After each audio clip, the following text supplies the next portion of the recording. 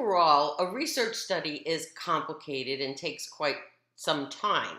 But as we work through the planning for a proposal for a research study, I thought I would put together this little example for you so you can get an idea of the processes and the critical thinking involved in these decisions. Here's a scenario I created. ABC pediatric staff is concerned about the rise in cases of measles in the United States. During every patient encounter, when appropriate, the MMR, the measles, mumps, rubella vaccine, is offered. Consent or refusal is documented in the patient's record. However, there is not an accurate accounting of successful immunizations occurring. The practice manager has suggested the creation of a second waiting room for those who have not been vaccinated to reduce the opportunity for cross-infection. This second waiting room will require a considerable capital investment. So, we don't know if this is an actual threat to the patients of ABC Pediatrics. So, therefore, we are going to do some research to prove whether or not the threat is real. Our research question then is focused on what percentage of patients have had the MMR vaccination administered, because once the vaccination is administered, those patients are protected and we no longer have to worry about cross-infection. Okay. So now we have to decide what data we need to collect in order to find the answer. So certainly we need some time parameters, but we also need to know the total number of patients for the practice, right? And then we need the total number of MMR vaccine vials used. This is a possible way of measuring how many vaccines had been administered. Now, the CDC recommends children have 2 doses of MMR vaccine administered. The first dose at 12 through 15 months of age, at which point the vaccination is 95% effective. And the second dose at somewhere between 4 and 6 years of age. So therefore, if we are looking at protecting children who are not vaccinated coming to this practice, the primary focus of our research should be an analysis of those patients who are 12 to 15 months of age, because these patients would be the most vulnerable, with a parallel study on those aged 4 to 6 years. Well, now we have the first set of collected data. We're describing it by age, 12 to 15 months and 4 to 6 years. And then we have the idea to identify the number of MMR vaccine vials used. But this only gives us part of the equation, because there are some patients who may have been vaccinated at another facility prior to coming to ABC Pediatrics, and we must take that into account.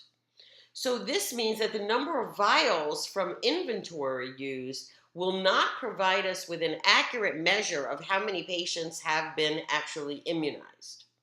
So the report will need to pull data from within the patient's record, the physician's notes, in order to calculate the number of consents with administration, the number of refusals due to previous administration, and then the number of refusals due to other reasons. There will always be other reasons why a parent may refuse to have their child vaccinated, and we must respect that. So, let's now take a look at our new description of what data needs to be collected. We went from the original 3 data descriptors, if you remember, identify time parameters, total number of patients, and total number of vials used. Now we are up to 9 identifying descriptors. Yes, we still have to have the time parameters, but now we need the total number of patients aged 12 to 15 months old, and the total number of patients aged 4 to 6 years. The total number of consents to immunize aged 12 to 15 months, the total number of refusals due to previous immunization aged 12 to 15 months, the total number of refusals due to other reasons aged 12 to 15 months, the total number of consents to immunize aged 4 to 6 years, the total number of refusals due to previous immunization aged 4 to 6 years, and the total number of refusals due to other reasons aged 4 to 6 years. Can you see how making these adjustments makes a tremendous difference in the information we will gather from this analysis? So adding the specificities to the data that we're going to collect and analyze is going to make the results much more valuable because it will be more accurate because it has more detail. Now, all of these reports should be available to the administration via the electronic health record system.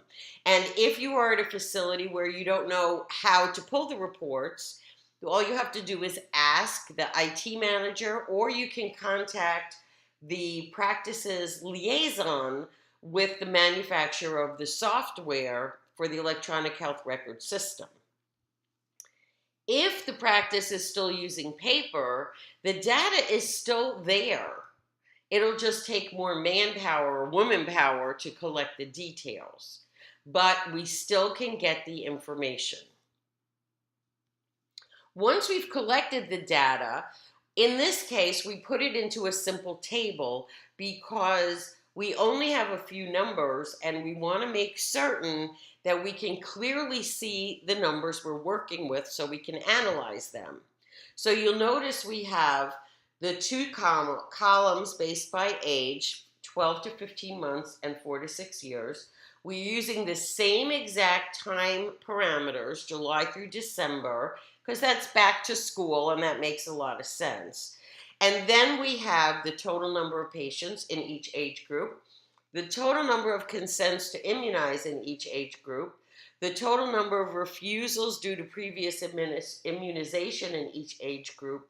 And look at this, we've added a row. We've added a calculation of the total number of immunized patients because that's really what we're looking for. And it's as simple as taking the total number of consents to immunize and the total number of refusals due to previous immunization and add those two numbers together. But now we have a solid foundational number of how many patients during these periods in these age groups are vaccinated. And then that leaves us with our last data, which are the number of refusals due to other reasons.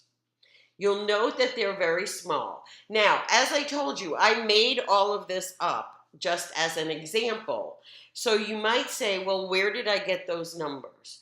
I did research with the CDC to find out the general percentage of children in each of these age ranges whose parents have refused to have their children vaccinated. As you can see, it's a very low percentage. So even though I made up the numbers, they have actual fact. They're actually fact-based created. Okay, so now what we're going to do is we're going to take these one by one. So we pull out the data totally related to age 12 to 15 month old patients in the practice from July through December. And you can see in that first column, we have those original numbers that were collected from the patient records. So now the formula we're going to use is simple division.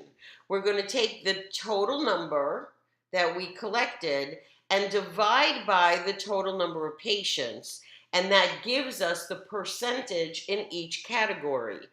Now, if you go down to the next to last row, the total number of immunized patients, we see that the analysis gives us a percentage of 99.57% of all patients of the ABC Pediatrics Clinic aged 12 to 15 months during the July through December timeframe had been vaccinated, leaving only 5, which equates to less than 0.5%, 0.43%, being unimmunized. And we put it in a nice little pie chart because most of the time when we're doing research, we will need to interpret and present the research, the results of the analysis, so that those who are not informatics professionals, those who do not know their way around management of information, can clearly see what the data is telling us. And in this case, the blue are the patients who are immunized, and that little tiny orange sliver inside that white, that's how many patients are at risk. Now we're going to do the same exact thing with the numbers of the patients who are aged 4 to 6 years of age in that same time frame, July through December, and we do the exact same simple division to find out the percentage of total immunized patients is 99.91 patients that are immunized.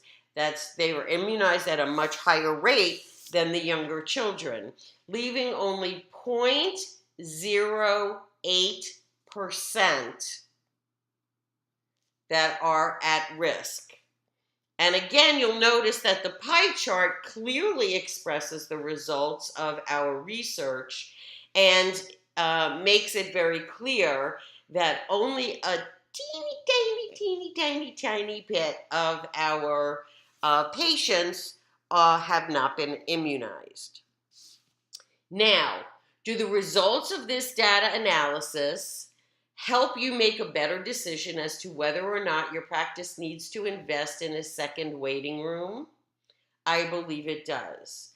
Now, what to do about the small percentage of patients who are still at risk because they're not vaccinated, that is a decision for the executive committee or the board of directors. But the fact is that using actual numbers and data analysis gives us facts upon which to build a better decision. And that's what research of this nature is all about.